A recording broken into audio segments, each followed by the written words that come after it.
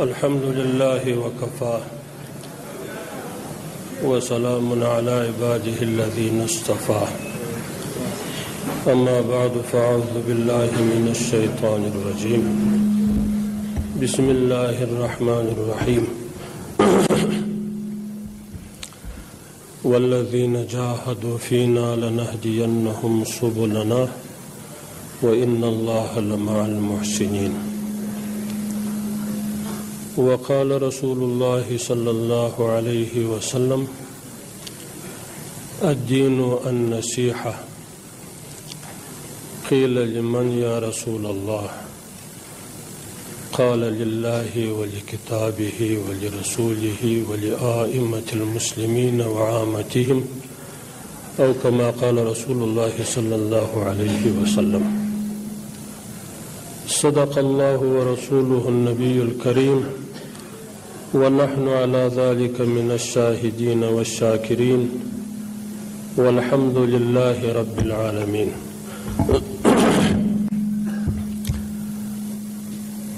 د دې جلسې او د دې غونډې قدرمن مشران حضرت شیخ صاحب او د هغه معاونان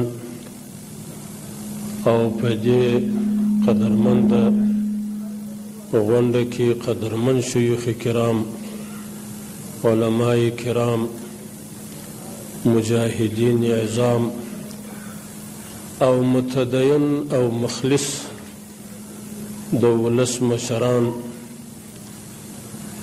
او د اسلامی امارت محترم او قدرمن مسؤلین او د افغانستان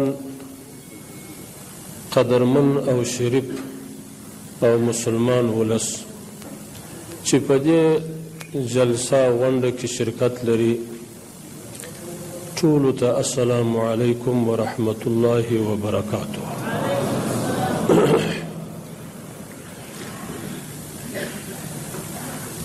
قدرمندو د ټولو نه مخکې دا فتح چې رب جل جلاله یو عظیم انعام پر افغانانو باندې بالخصوص او پر عموم مسلمانانو باندې د دنیا رب جل جلاله وکړي د دې فتح او کامیابی مبارکي د دې غونډې ټولو شیوخ کرامو مجاهدین کرامو متدینو او مخلصو مسلمانانو ته وایم د ټولو دې مبارک وي او په دې فتح کې چې چا قرباني ورکړي دي د جهاد په دوران کې د مجاهدینو او د ولس د شهیدانو د پاره دعا کوم چې رب جل جلاله دې جنت الفردوس ورکړي الله دې شهادتونه قبول کړي او د ټولو مجاهدینو او د افغانستان د مسلمانانو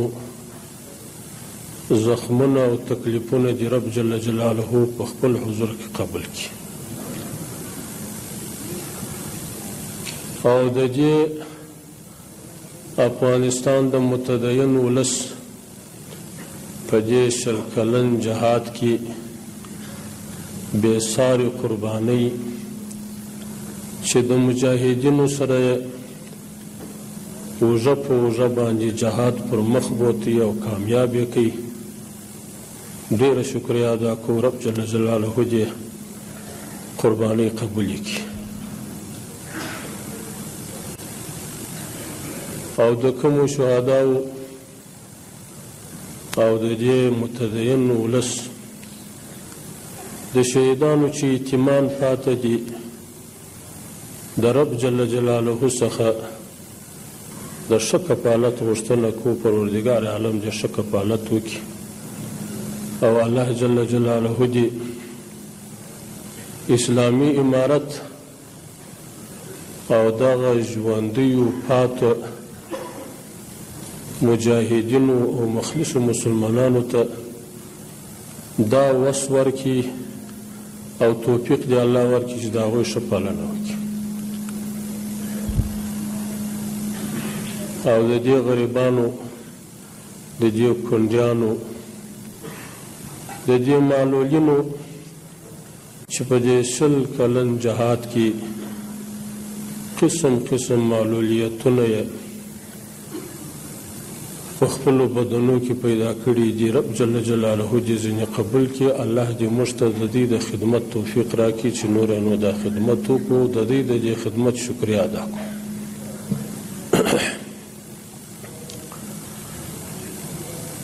پر هغه چا چې رب جل جلاله عظیم رحم وکړي او الله جل جلاله دې قبول کړي چې د یو لمانځه وروسته مجاهدینو ته د کامیابۍ دعا کړي په ټوله دنیا کې چې هر چا زموږ د جهاد حمایت کړی دی په قول یې کړی دی په دعا یې کړی دی په اخلاقي لحاظ زموږ د جهاد حمایت کړی دی رب جل جلاله دې د دې جهاد د جهاد سره د بدر برابر کړي د ټولو سره شکریا ادا کوو ټولو مننه کوو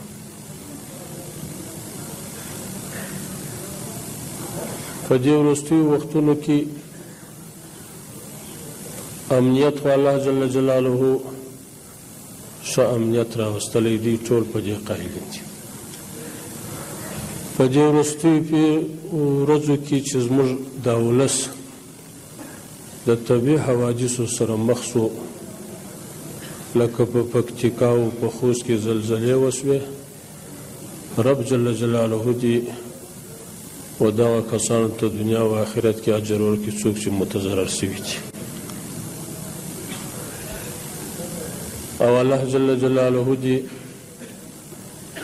ټولو ته دا توفیق ورکړي چې د دې خلکو چې په دې مصیبتونو کې راګیر شوه راګرفتار شوه چې د هغوی سره خدمت او همدردي وکړي مې په دعاګانو کې یېروئ مې په کومک او مرستو کې یېروئ 2 ګولې ډوډۍ یوه ګوله دوی ته پرېږدي یوه خپله خورئ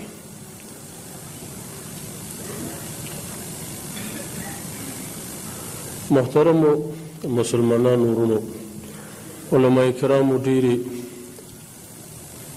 ښې خبرې وکړې ښې توصیې وکړې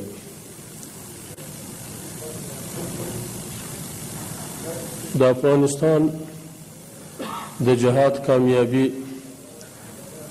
یوازې د افغانانو دپاره ویاړ نه او دا یو اعزاز نه بلکې د دنیا د مسلمانانو دپاره اعزاز دی د روژې په اوایلو کې د دنیا مسلمانانو شیخانو ما ته د روژې مبارکي راستولې د روژې د مبارک څه شیخ صاحب دا د دې د خوشحالۍ چې دا دنیا په دې خوشحاله ده چې افغانستان کې مجاهدین کامیاب شوه او هغه د اسلام د عقیدې او د مذهب جماعت الله پاک پر قدرت راوستی په دې باندې دنیا ډېره خوشحاله ده ځکه اسلام چې دی مسلمانانو ته معلوم دی د اسلام مطالعه یې کړې ده د اسلام اخلاق د اسلام حکمونه ورته معلوم دي په دې باندې پوه دي چې په اسلام کې د هر چا حق پر ځای کېږي او په اسلام کې د خلکو زندگی د امن او د سلامتیا ګرځي د مسلمان د یو بل ته په مخامختیا کې دا پیغامي السلام علیکم دا د دې ساګای راولي چې د اسلام دین چې دی دا د سلامتیا دین دی. هر یو بل ته وایي زما د خوا دې ته سالم یې. او بل د ایمان کمال په دې سره راځي چې د یوه مسلمان د ژبې او د لاسه څخه خلک سالم شي. نو اسلام مسلمانانو ته دا تربیه ورکړې ده چې نه به په ژبه چاته اذی و تکلیف رسوي، نه به په لاس، او مال به هم محفوظ وي، عزت به محفوظ وي. د اسلام مسلمان ته دا تربیه ده. نو کله چې یو څوک د یو اسلامي شعار لاندې کامیاب شي، خلک خوشحال، په هغه شعار خوشحالي چې دې سړي خو دا شعار ورکاوه چې زه جهاد کوم د دې دپاره چې اسلام لوړ شي، د الله کلمه لوړه شي. دا یو واجب شریف شعار دی، یو واجب جالب شعار دی. نو خلک ډېر خوشحاله وي چې در دې شعار لاندې هغه جماعت مجاهدین کامیاب شي. ولې خدای امید وي چې اوس به دغه شعار عملي کیږي. دا جهاد خو په خپل نفس کې قتل العباد، تخریب البلاد، دا موږ ولید 20 کاله کورونه نړېدله، انسانان وژل کېدله، خرابۍ رسېدلې. خو دا د دې دپاره وه، دا ښهوالی یې په دې و چې د دې په پایله کې او په نتیجه کې به یو نظام راځي چې هغه به د اسلام نظام وي. الله پاک جهاد کامیاب کړي. اوس خلک ډېر خوشحال دي، په دې امید باندې دي چې هغه شعار چې مجاهدینو زمزمه کاوه یا به په خبرو په مذاکراتو کې ټینګار ورباندې کاوه چې اسلامي سوچه اسلامي شریعت، اوس د عمل ځای راغلی. اوس ټول په دې تمه دي چې دا اسلام به نو څه وخت راځي، دا شعار به کله عملي کیږي. د دنیا د حکومتونو خو اوس سیاست داسې رواني چې کم جماعت په قدرت کې دا بل جماعت د هغه یو ضد تګلاره ونیسي، خلک ورته رابولي. کله چې ځان هغه اقتدار ته ورساوه، نور هغه خپل اقتدار په مخه بیایي، خپل راحت دی، خپل شخصیت دی، هغه په مخه ځي. و بیا مسلمانانو غم ورسره نه وي، د مسلمانانو څخه بیا غافل، یو شی هم نه عملي کوي. اوس دا خلک دې ته انتظار وي چې د جهاد په نتیجه کې چې هغه شعارونه ورکول کېدله، د هغې اوس څه څرک لګېږي که نه. اوس په عمل کې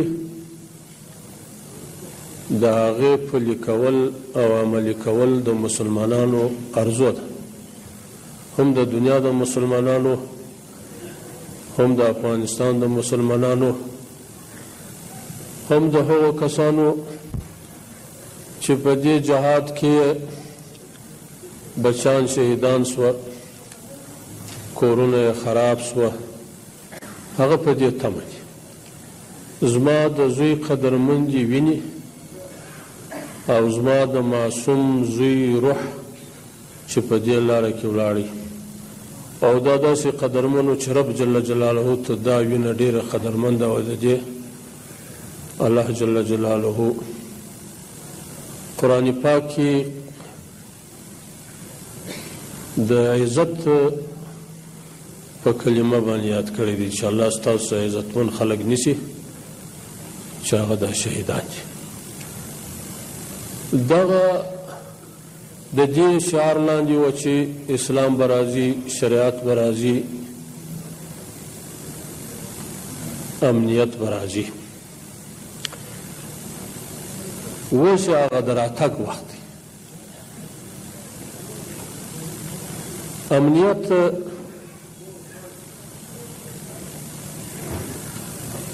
په خپل نفس کې امنیت د دې دپاره مقصود دی چې په امنیت کې هغه مقاصد چې د اسلام دي هغه پکې عملي سي، هغه موانع پورته سي. 20 کاله مخکې په افغانستان کې یو چا د شریعت د دین خبره نسو کولی، هغه به یا مابس ته تلي یا به شکنجه کېدی یا به وهل کېدی. د دې جهاد نتیجه دا سوه چې اوس هغه دعوت الی الله آزاد شو، شریعت ته دعوت آزاد شو، د شریعت حاکمیت ته لار هواره سوه، موانع پورته سوه. اوس نو انتظار په کار نه دی چې فورا پر دې مځکه باندې د الله جل جلاله نظام حاکم شي، شریعت راشي، لکه وعده چې سوې ده چې هغه عملي شي.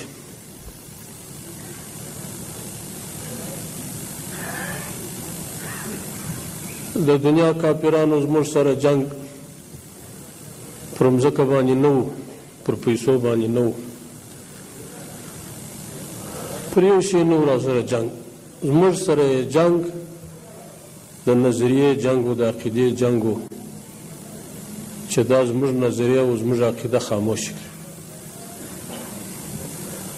دا د جهاد آواز خاموش کړي، دا د شریعت آواز خاموش کړي. هغه جنگ اوس هم پای ته نه دی رسېدلی، او جنگ روان دی، تر یوم القیامه پورې هم نه رسېږي. هذان خصمان اختصموا فی ربهم، دا دوه جماعتونه روان دي. نه زه دی پرېږدم چې دوی خپل قانون راسه نافظ کړي، نه دوی ما پرېږدي چې زه خپل قانون شرعي نافظ کړم. دا زما او د ده مقابله به تر مرګه پورې، زما په نیابت به بل راځي، هغه به په دې مقابله کې سر ورکوي، زما په مقابله به بل راځي سر به ورکوي، بل به راځي. ما سالمناهم منذ حاربناهم، موږ د دې سره مسالمه نه ده کړې چې کوم وخت مو جنګ ورسره شروع کړی دی، مسالمه مو نه ده کړې. یعنې هغه ټکي چې زموږ د دې په مابینځ کې د اسلام او د کفر مقابله ده، په هغه کې هیڅ قسم نه مسالمه کېدای شي، نه سوې ده، نه امکان لري.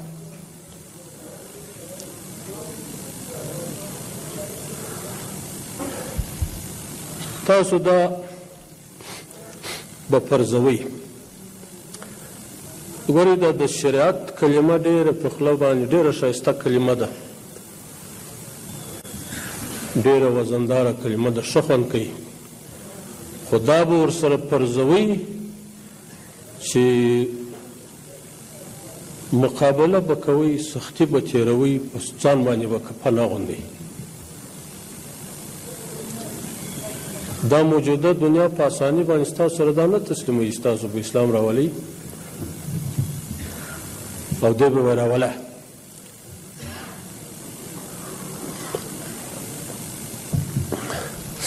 تر دې اوسه پورې خو هغه عملي شی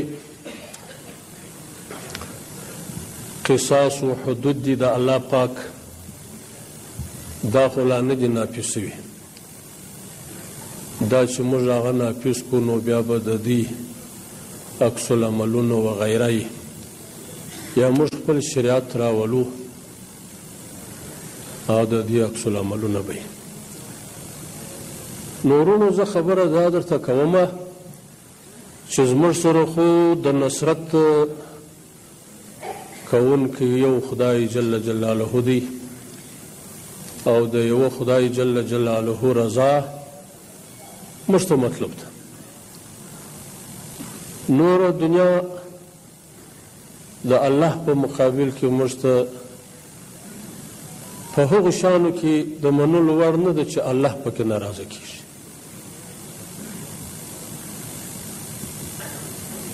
نو الله پاک جل شانه به راضي کوو د دغه الله جل جلاله نصرت په غواړو چې دا نن یې په افغانستان کې دغه د دنیا مستکبر قوت مات کوي په منډه ولاړ. په قطر کې مذاکرات شروع، دا خبره نږدې سوه چې امریکایان به وځي، په دې شرط به وځي، په دې شرط به وځي. ما په دې کې فکر بند و چې دا امریکایان خو به ځي، خو که دغه امریکایان لاړ شي دغه نور یې پاته شي او دا بیا زموږ سره جنګېږي، زموږ ته په میراث باندې یو جنګ پرېږدي، بیا څو وخت موږ په خپل منځ کې دغه افغانان یې راته درولي، وژنو یې، سخت راباندې بوج وه.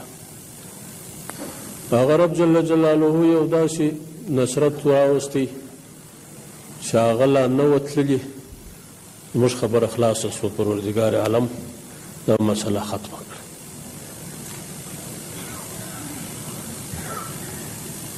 د افغانستان د مسلمانانو او د افغانانو وژنه په یو وخت کې موږ مقصود نه ده ګرځولې.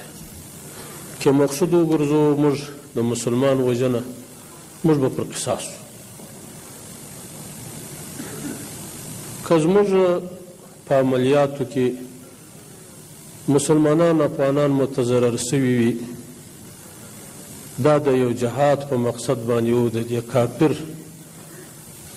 د لرې کولو په مقصد باندې و چې دغسې یو فضا منځته راشي لکه دا اوس چې ده، چې عامو مسلمانانو ته د امن یو فضا را جوړه شي، په داسې حالت کې به تللي.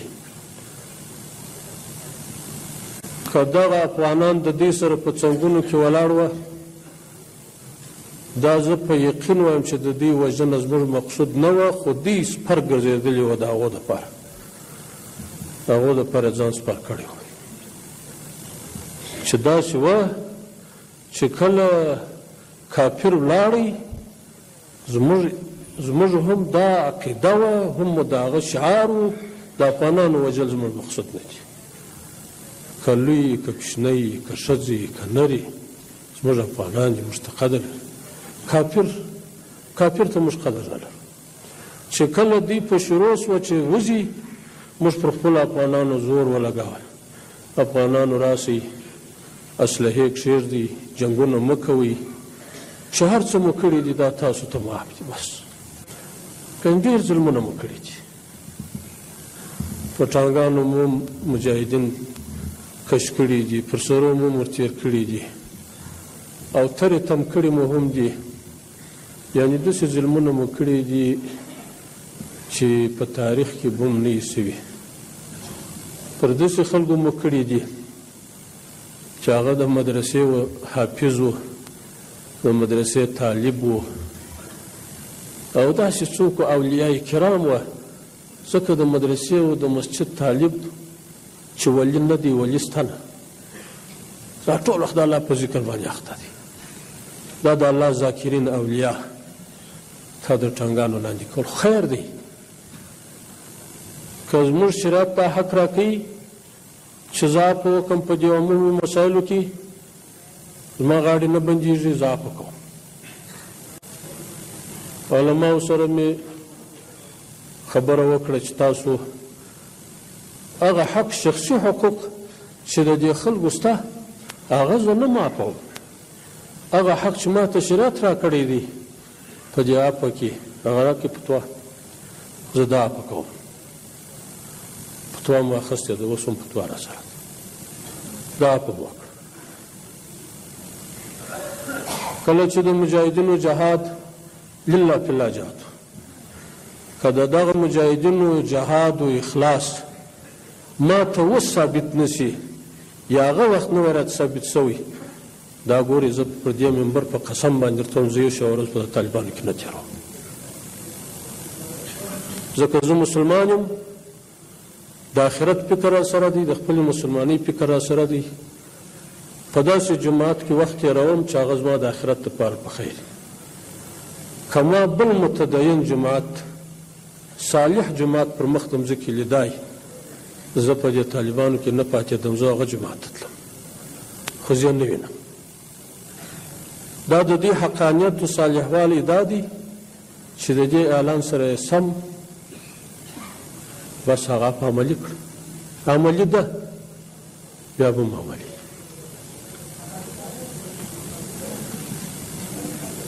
نو دا زموږ د دې خبرې ثبوت و چې موږ د افغانانو قتل وژل نه مو مقصود و، نه مو اوس مقصود دی، نه مو دی مقصود.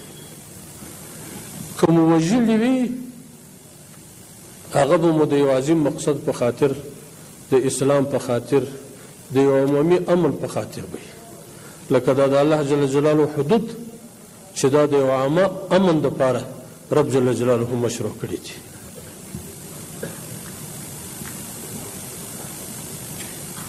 امنیت رالی چې هغه مقصود د جهاد څه و. اسلامي نظام په وظایفو کې، په رأسونو کې، په وزارتونو کې تر ډېره حده مجاهدین علماء کرام، په ولایتونو کې مجاهدین علماء کرام، د حکومت بدنه دا متدین خلک دي. امنیت لکه چې د ښارو د عامو خلکو دپاره امنیت ضروري دی، د حکومت د بدنې دپاره امنیت ضروري دی چې په حکومت په بدنه کې به هم داسې خلک وي چې دننه په اداره کې فساد ختم کړي، رشوتخوري ختم کړي، اور زورواکي ختم شي، عدالت تامین شي، انډیوالیزم ختم شي، قومیت ختم شي، منطقه پرستی ختم شي. دا د حکومت په بدنه کې امنیت ضروري دی. که په حکومت په بدنه کې امنیت نه وي، رشوتخوري ده، ځانځاني ده، زورواکي ده، انډیوالي ده، قومي ده، منطقه پرستی ده، دا نه دی، دا حکومت نه دی، دا امنیت نه دی. دا د مسلمانانو په ګټه حکومت نه دی، دا د یو شخصي خلکو په ګټه حکومت دی. یو معامله ده روانه ده، یو څو ورځې به دا ریاست وچلي سره چربې کې سره یوبې چې ځي به پر خپله لار باندې. د حکومت دننه هم امنیت ضروري دی. تصرف الامام منوط بالرعیة منوط بالمصلحه. دا ټول امام چې تصرف کوي یا د هغه نه راکښته، د هغه ټولو تصرفات په مصلحت د امت پورې تړلي دي. عامه مصالح به په نظر کې نیولي وي، عامه مصلحتو دپاره، شخصي مصلحتونه به نه وي. شخصي مصلحتونه خو دا دي خپل زوی راوله په کښې دروایه، ورور راوله پکې دروایه، قوم راوله دروایه، بل راوله دروایه، د هلته خپل کورکاڼۍ دې سره جوړه که عام مصلحت په نظر کې نشته. دا خو دا مخکې حکومت هم نو خو امنیت نه و. د امنیت د ثبات دوام دپاره دا شرط دی چې خواهشاتو پرېږدي. ټول خواهشات به شریعت ته تابع کوي، په ځان کې به هم شریعت راولي، په خپل اداره کې به هم شریعت راولي، په خپل کورنۍ کې به شریعت راولي. که ستا په کور کې شریعت نه وي نو ته څنګه بیا دا دعوه کوې زه په دې ملک کې شریعت راولم؟ که ستا په اداره کې شریعت نه وي، که ستا په بدن کې شریعت نه وي، څنګه به دې دا دعوه خلک ومني چې زه په دې مځکه باندې د الله دین راولم، شریعت راولم؟ دا خو دروغجنه دعوه ده. نو خو اول د ځانه شروع کېږي. اول به زه پر شریعت باندې ځان برابروم، داسې به نه کوم چې شریعت پر ځان برابروم، چې زه کوم هغه شریعت دی، یا زه به شریعت پر ځان باندې برابروم، یعنې ځان پر شریعت باندې برابر، شریعت ترازو ته به زه ځان وراچوم. څنګه وایي شریعت؟ څنګه؟ زه وایم همدا یو چا څه یو مسؤل څه پوښتنه وکړه، تعزیر ورکوي و دې سړي ته، دا سړی بندي که دا سړی ووهه، کوم سړی د بندي کېدو مستحق دی، کوم یو د دې تیزې خبرې مستحق دی، کوم یو د ترش تندي مستحق دی. دا منازل د خلکو، دا مراتب د خلکو په دې تعزیراتو کې دا تاسو ته معلومیږي. دا چې د یو اسلامي نظام یو والي وي، باید دا ټول ورته واضح وي چې پر دې طریقه باندې به کېږي. دا خو نن د دې ملت د دې امت سرپرستي دا په غاړه باندې ولوېده. ټول حقوق غواړي، نر یې غواړي، ښځه یې غواړي، سپین ږیری یې غواړي، ځوان یې غواړي، عالم یې غواړي، یتیم یې غواړي، کونډ یې غواړي، او د دې حوایج به پوره کوي. که سړی په خپل ځان اخته شو چې وارې زه خپل ځان وباسم، یا وارې څه کوشش وکړم، بیا به بیا وروسته کوم، بیا دا امنیت ځي، یعنې خواهشات کله د مخه شوه، امنیت ځي. په دې مخ کې اداره کې خواهشات حاکم او امنیت تللی و، امنیت نه و. د مجاهدینو په شعار کې بیا شریعت حاکم دی، خواهشات نشته، امنیت راغی. دغه امنیت که ثابت پاتېږي، هغه په دې پاتېږي چې شریعت ورسره ملګری شي، خواهشات پاتې شي، نفسانیات پاتې شي. هغه نفسانیات په دې پاتېږي، دا شیخ صاحبانو تاسو ته ویل، د خپلو عمراو اطاعت وکړي، خپلو منازلو باندې د ولسوال اطاعت به هغه د ولسوال تر حاکمیت لاندې هغه به کوي. هغه په داسې حساب ورته ګوري چې د هغه د امیرالمؤمنین دی، داسې درته دی. ولسوال به د والي، والي به د وزیر، بل به د بل، بل به د مراتب یې مراتب.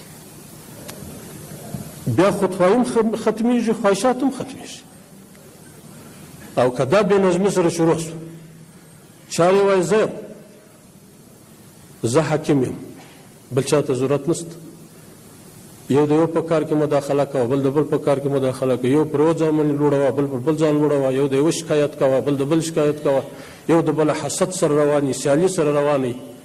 په دې دنیایي امورو کې اختلافات سره شروع شي، یو بل وژې سره وي، لکه دا مخکې اداره کې چې وه، دا خواهشات په ګډ شو، امنیت نشي راتلی، دا امکان نه لري.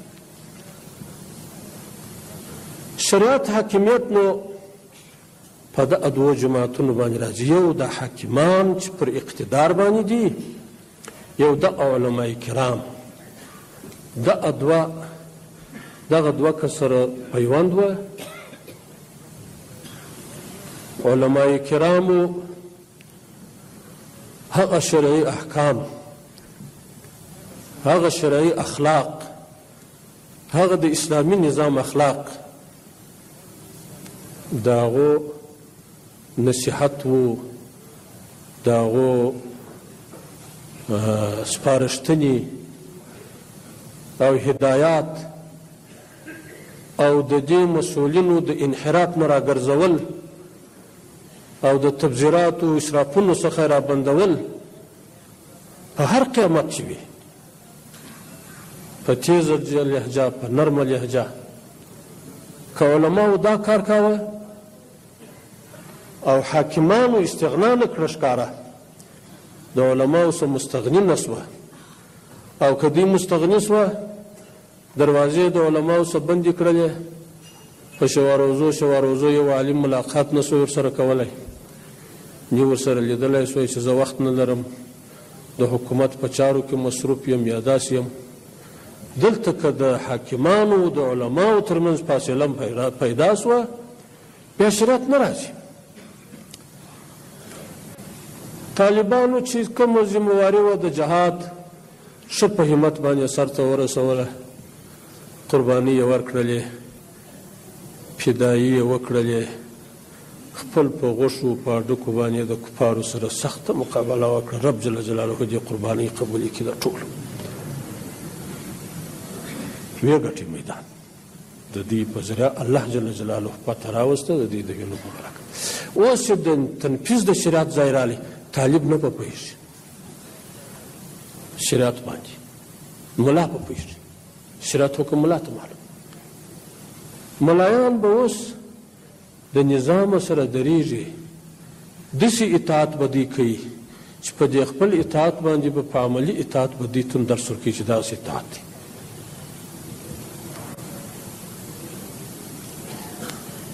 داسې نه چې دا اوس د افغانستان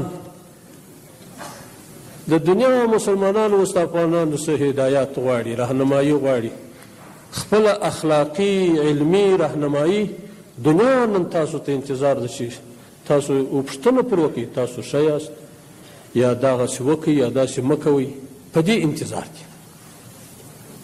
نو علما یوازې دا نه چې په افغانستان کې به شرعي نظام کامیابه کوي، بلکې په ټوله دنیا کې به شرعي رهبري او رهنمایي دغه د افغانستان علما کوي.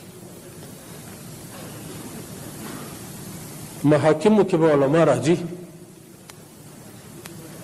په وزارتو کې به راځي، په ولایتو کې به راځي، په ولسوالیو کې به راځي.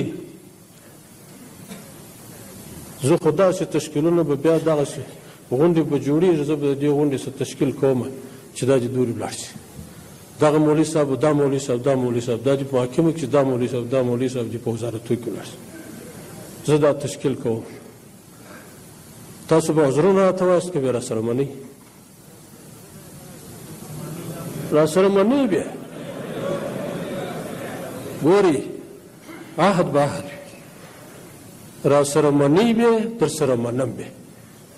که تاسو نه راسره منئ په نامه قیادت زه یو سیاسي مشر نه یم، زه یو رئیس جمهور نه یم، زه انتخابات والا نه یم، زه یو دروغجن مشر نه یم چې خلکو د دروغ وایم داسې کوم داسې کوم داسې کوم، هسې خپل نوم و نښان دي چې په دنیا کې به ښه په عزت یادېږم.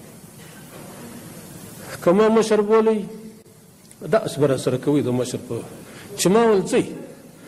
که سپین ږیري شیخ صاحب ته مې وویله چې ته به ځې بدخشان ته، د کندهاره څخه بدخشان ته ځې، یو مولوي صاحب مې راوغوښتې ما ته به کابل ته ولاړ شې په کندهار کې، داسې مرضي لرم صاحب لور مې هم ناجوړه ده، ما پر دغه چوکۍ کښېنه زه به استفتاء در څه وکړم، زه یو څوک مشخص کړم د یو کار دپاره چې ته به ځې، دغه اوس څنګه دی، دغه عذر قابل قبول دی، تاسو استفتاء کوم مولانا صاحب استفتاء، داسې لږ کړی سکوت کړو ویا عذر یې نه دی قبول، نو چې نه دی قبول نو ولاړ شه، سهار لاړ اوس په دلې ناست یو، نو بیا فتوا تاسو راکړئ. خو که دغسې وحدت نه وي د دې حاکمانو او د دې علماو، دا شریعت په دې علماو باندې راځي، علما به ورسره درېږي، علما به په راز کې وي. دا نور موږ عوام خلک چې یو، دا د ولس خلک چې یو، موږ به د دې اجرایه قوه یو، زموږ جهاد به دا وي چې د دې فیصلې به عملي کوو، موږ دا جهاد دی. نو فیصلې به دوی کوي، حکمونه به دوی کوي، اجرات به موږ کوو، او که دوی فیصلې کوي موږ اجرا کوو یا دوی فیصلو ته نه پرېږدو. په محکمو کې سپارښتنه روان دي، د یو چا انډیوال بندي سي، د یو چا قوم بندي سي، د یو چا زورور بندي سي، د دې خوا اشتي دي سپارښتنه دي، هم مولوي صاحب بندي یې نه کړي، هم مولوي صاحب داسې نه کړي.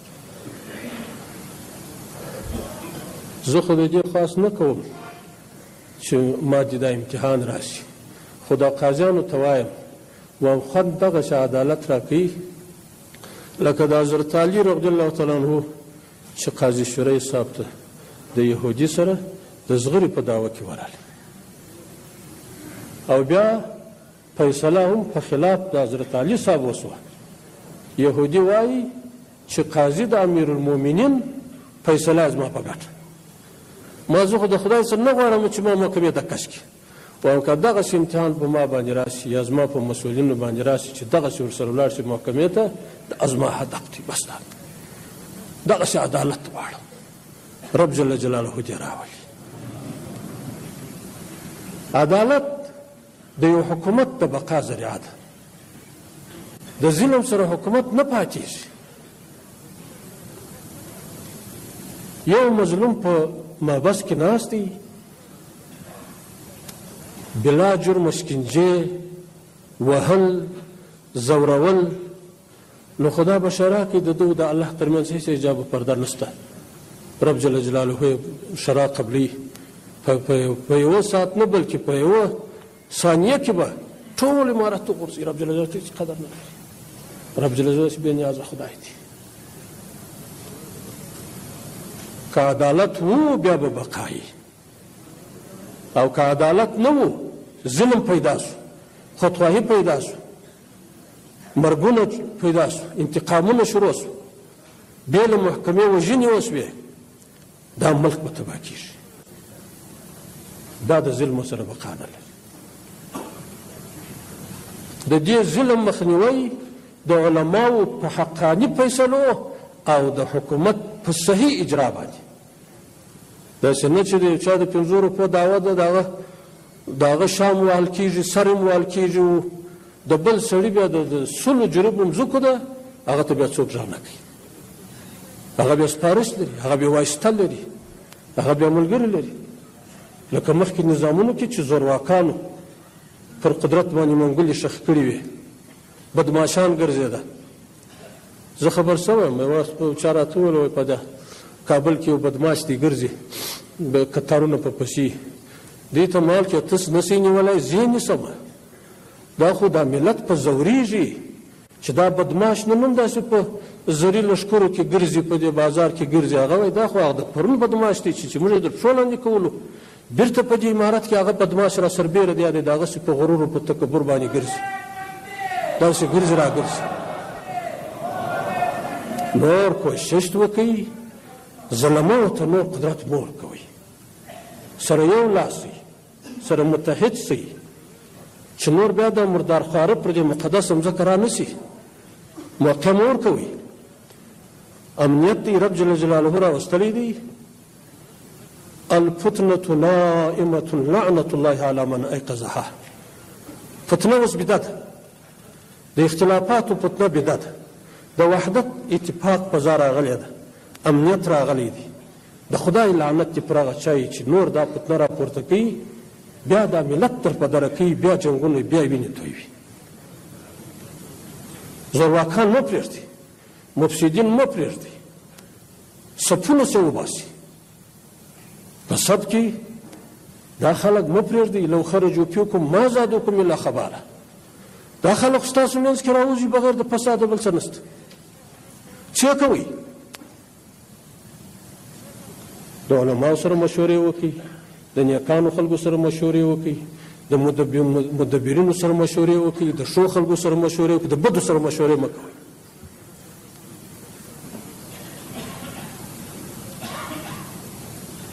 او بد خلک مه ساتئ، تقویه مه ورکوئ، قدر یې مه کوئ.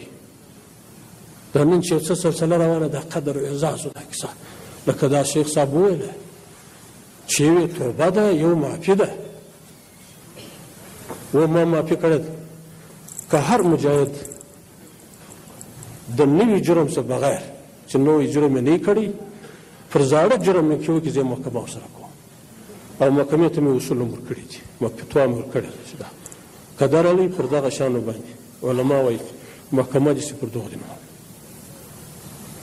خو لیکن هغه دا عفه ده چې وژنو دې نه، پر هغه تېرو اعمالو باندې محاسبه نه در سره کوو. خو دا چې تا په څنګ کې را سره کښېنوو، یا ته زموږ مسؤلیت پر غاړه واخلې، په دې باندې به د دې شهیدانو ډېر زړونه، د شهیدانو د اولادونو به زړونه، د پلرونو به زړونه ودرېږي، مجاهدینو به ودرېږي. او بل دا تجربه شوي دي، احتیاط ورسره کوئ. علماء کرامو ته وایو خدای جل جلاله دې د دې سایې قبول کړي، نصیحت وکوئ.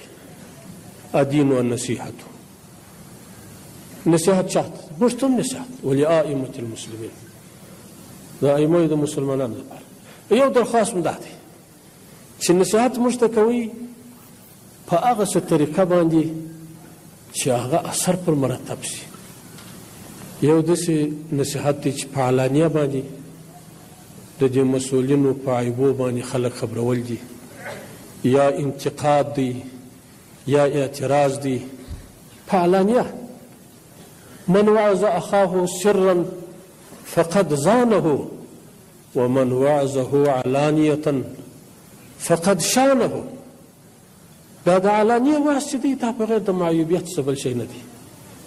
دا چې ته پر میډیا باندې ولاړې او لاس راسوړی چې داسې دې ولې نه دي کړي، امیرالمؤمنین صاحب ولې داسې کوي، دا د شریعت خلاف دی، امیرالمؤمنین صاحب ولې داسې کوي، دا د شریعت خلاف دی. دا خو ماته نصیحت نه دی. نصیحت خو ماته هلته و چې زه ته سره یو ځای بس تا به ماته نصیحت کړی. خو دا چې ته پر دنیا پر میډیا باندې غږېږې، هغه د دې پر ځای باندې چې مثبت اثر وکړي منفي اثرات وکړي، نظام سست کړي، بې اعتمادي راولي، داسې یو فاصله معلومېږي لکه د علماو او د امارت ترمنځ چې یو فاصله موجوده ده. علما وارونه کوي پر امارت باندې، نصیحت پر سر سترګو قبول دي. خو تاسو ته معلومه ده رسول الله صلی الله علیه وسلم مجموع زوائد کې حدیث دی چې قاضي سلطان ته نصیحت کاوه تر لاس یې ونیسه، هلته یوازې که بیا هغه شی ورته ووایه چې ته په معصیت باندې امر کړې خو اطاعت یې مه کوه. لا طاعة لمخلوق فی معصیة الخالق. خو که چیرې ته معصیت کوه پر هغه باندې صبر کوه. حجاج ابن یوسف تاسو ته معلومه ده مدینه منوره باندې حاکم مبیر هذه الامه، د دې امت مهلکو 1,20,000 صحابه کرام. ترمذی شریف اخیره حدیث دی 1,20,000 صحابه کرام او تابعین د صبرن اعدام کړ، صبرن چې په مقابله او جنگ کې شهیدان کړي و. ورته حضرت انس رضی الله تعالی عنہ چې د رسول الله صلی الله علیه وسلم خادم دی، مشر صحابي او د ډېر عمر خاوند په مدینه منوره کې پاتو. هغه عبدالملک بن مروان ته شام ته ځي، صرف دغه قدر ورته وایي دغه حجاج یو څه سختي کوي پر خلکو باندې. هغه 1,00,000 صحابه کرام شهیدان کړي دي، دا یو سختي کوي. غرض په دې کې د صحابو دا و چې فتنه راونه پاري. د حجاج ابن یوسف په مقابل کې د اختلاف غږ نه پورته کاوه. ول اوس خو به ده په دا څه وخت کې 1,00,000 شهیدان کړي، 1,20,000 شهیدان کړي، که دا په مسلمانانو کې دا فتنه را شروع سول، دا اختلاف را شروع سو، دا بغاوت شروع سو، بیا به په یوه ورځ کې 1,00,000 وژل کېږي. خو که معصیت و صبر پر کوه، مقابله مه شروع کوه. مقابله که شروع سوه یو دم به خلکو منځ کې دا فتنه راشي.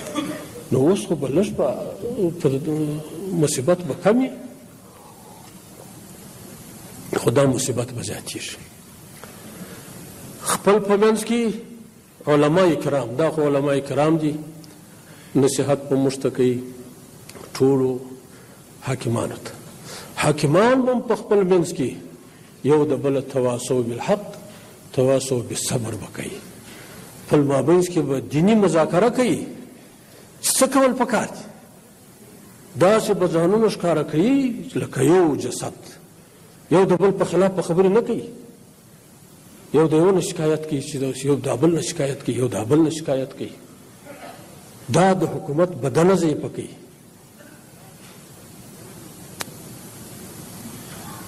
السلطان المسلم وزیر الله فی الارض من اهان سلطان الله فی الارض اهانه الله. دا خو اوس اسلامي سلطنت دی، د دې سلطان لاندې ټول امرا دي، د دې قدر کول پکار دي. دشمن داسې کوشش اوس کوي، نورې خبرې خلاص شوي دي. د دې څه وروسته لکه په احزابو کې چې احزاب شکست وخوړي رسول الله صلی الله علیه وسلم نحن نغزوهم ولا یغزونه، د دې وروسته به موږ پر دوی غزا کوو، دوی پر موږ غزا نشي کولی. دا شکست نن احزاب وخوړي، دا ختم شو. دا به ان شاء الله العزیز په افغانستان باندې بیا یو کافر هم زړه ښه نه کړي چې دوی به نظامي عملیات کوي. خو لیکن و د فتنې او د تبلیغاتو عملیات به کوي. دلته به فتنه انګیزي کوي، دلته به د حکومت او د رعیت ترمنځ فاصله پیدا کوي، دلته به داسې موضوعات راپورته کوي چې په هغه کې اختلاف راشي. خود د حکومت په بدنه کې به یو بل داسې سره برابر کی، یو پر یو انتقاد کوي، بل به پر بل انتقاد کوي چې دا بدنه سره کمزوري سي، اختلاف سره راشي. د دغه اختلاف په نتیجه کې به امارت ته منځ ځي، بس ختمې شي.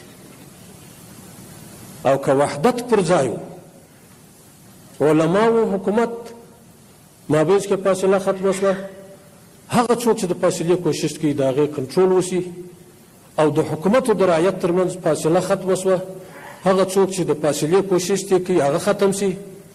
نن په تبلیغاتو کې هم دا کوشش دی، امارت په سپکو الفاظو یادوي، بدې خبرې پسې کوي. ولې پسې کوي؟ سخته ناروا خبره ده.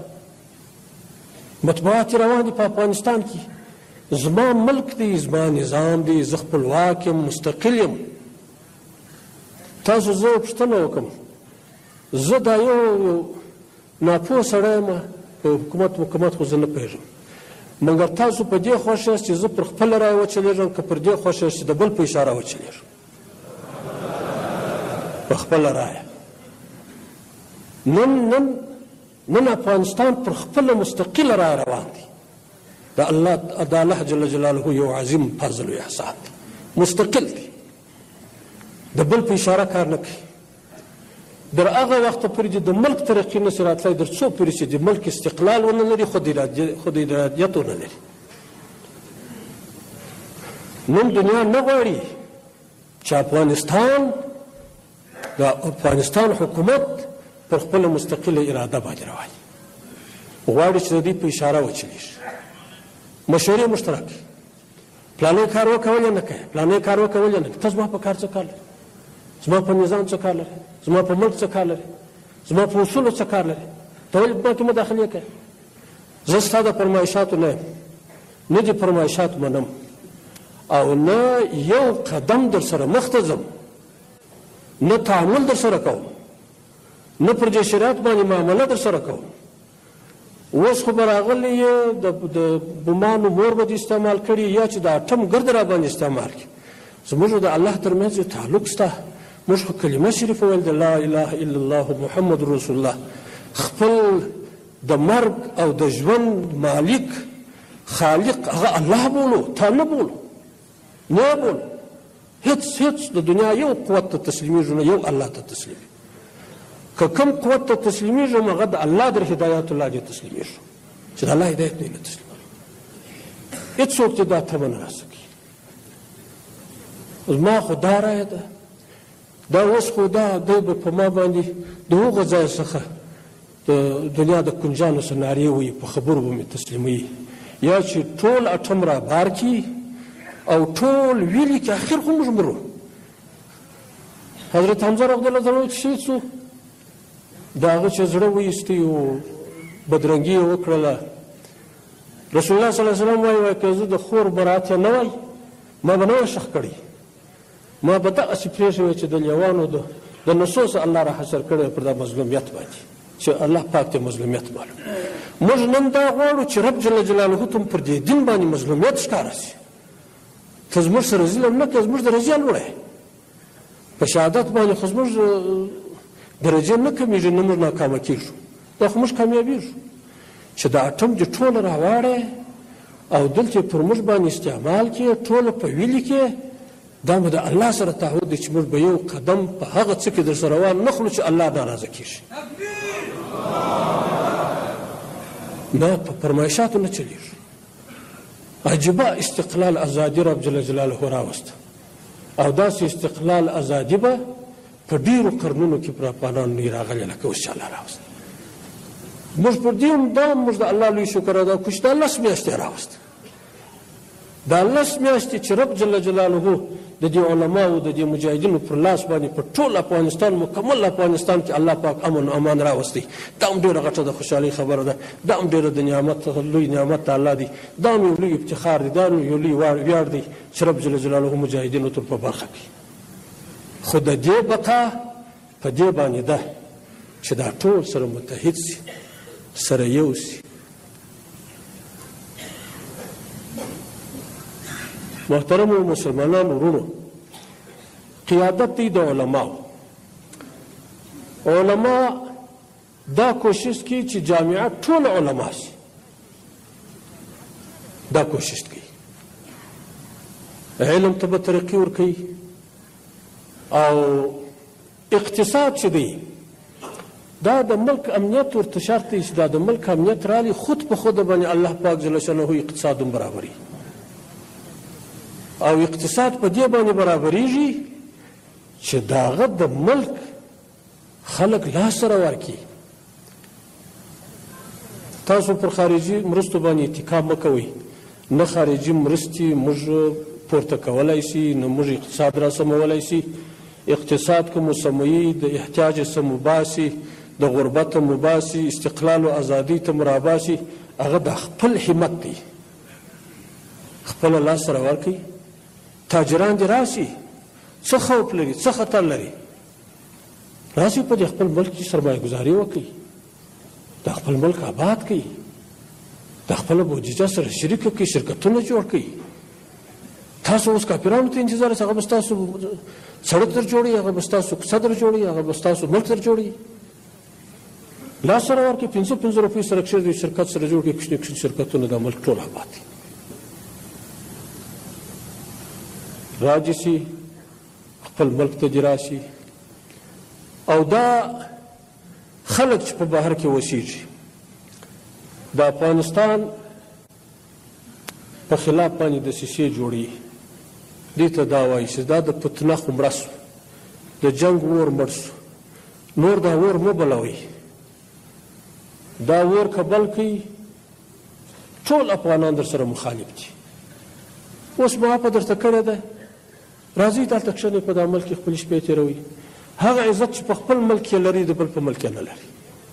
د کافر په ملک کې تاسو عزت نه لري. ولې ځان بې عزته کوئ؟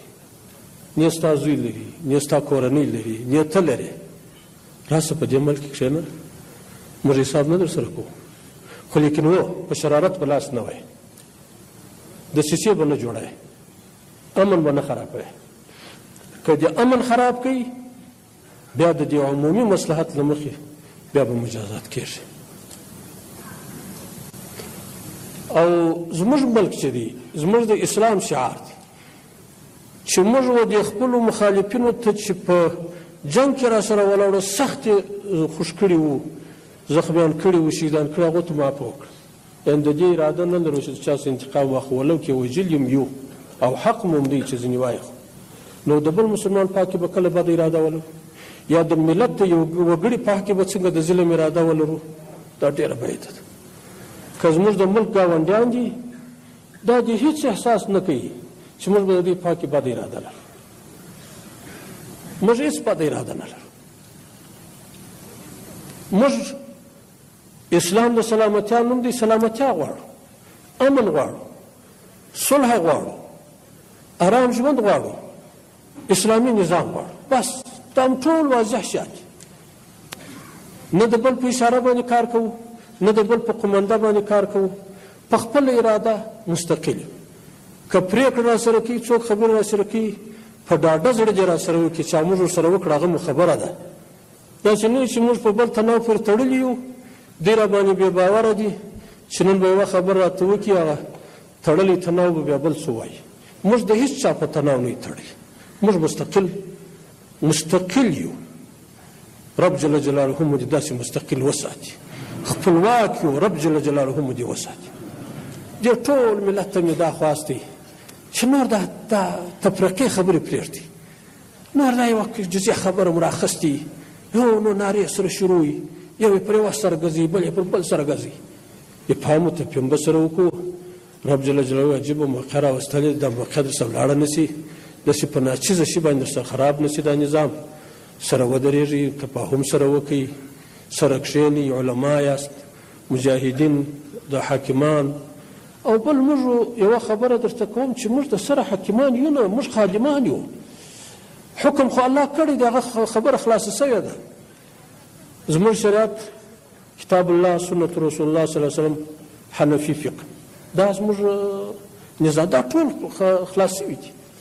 موږ سره فیصله کوو که په محکمه کې فیصله کوو هغه جزیه را نقل کوو هغه پخوا جوړه سوې ده هسې خادمان یو نو موږ خادمان د شریعت یو الله دې دا شریعت مخدوم وګرځوي په دې افغانستان کې ورونو زه خو تاسو ته نصیحت نه کوم هسې یو یاداوري او مذاکره وه